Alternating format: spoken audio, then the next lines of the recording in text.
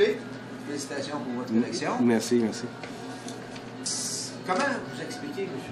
Lapointe, cette vague orange au Québec?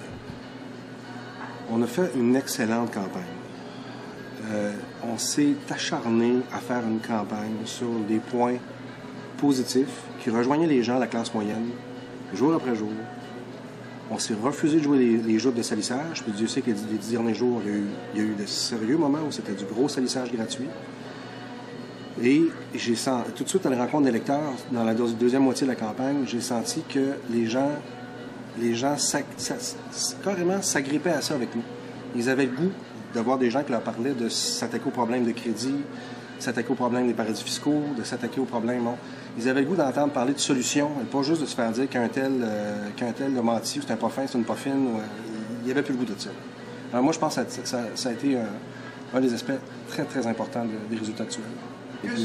Bon, on connaît tous vos antécédents pour son souverainisme. Est-ce que pour vous, ça signifie la mort du Bloc? Ça sera au Bloc à faire son bilan. Là. Moi, je peux pas. Moi, il y a une partie de la campagne, on me demandait de penser pour le Bloc. Je peux pas penser pour le Bloc. Vous comprenez? Je ne veux pas être trop dur ce matin, là, mais ça sera au Bloc à faire son bilan. C'est pas à moi. Je vais poser ma question différemment. Pensez-vous que l'option souverainiste est enterrée? Si la question se pose, c'est à Québec. Moi, j'ai un mandat au fédéral. J'ai un mandat de centre-gauche devant un gouvernement majoritaire qui est de centre-droite-droite. Et ça, c'est ma joute à jouer. Donc, je vais reprendre la même position, aller poser la question aux gens qui sont concernés. C'est pas ce que j'ai décidé de défendre dans les prochaines années. Mais pendant la campagne, puis bien longtemps avant, vous avez parlé de la déclaration de Oui. C'était un clin d'œil.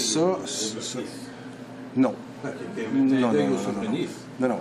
Si c'est un clin d'œil, c'est un clin d'œil à l'ensemble des Québécois. Je pense que là, d'arriver avec des concepts d'éviter que les compétences s'entrelacent, qu'il y a des conflits de juridiction, le genre de solution potentielle qui est amenée par potentiel, parce que un jour, quand on aura le pouvoir, ça sera plus que potentiel, on pourra le faire, qui est amené par la déclaration de Sherbrooke, c'est pas uniquement, ça s'adresse pas uniquement aux souverainistes, ça s'adresse à quelque chose qui ressemble à un consensus beaucoup plus large au Québec là, que juste les souverainistes. Là.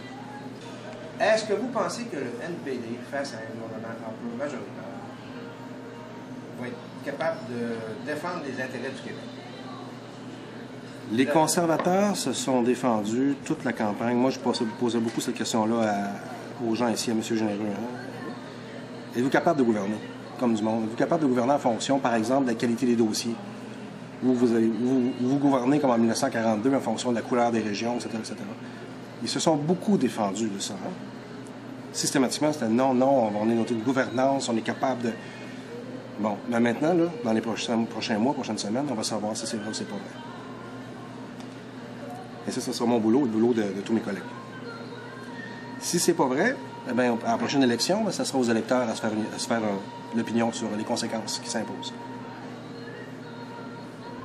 La comparaison va se faire pareil avec le travail que le Bloc a fait depuis 20 ans.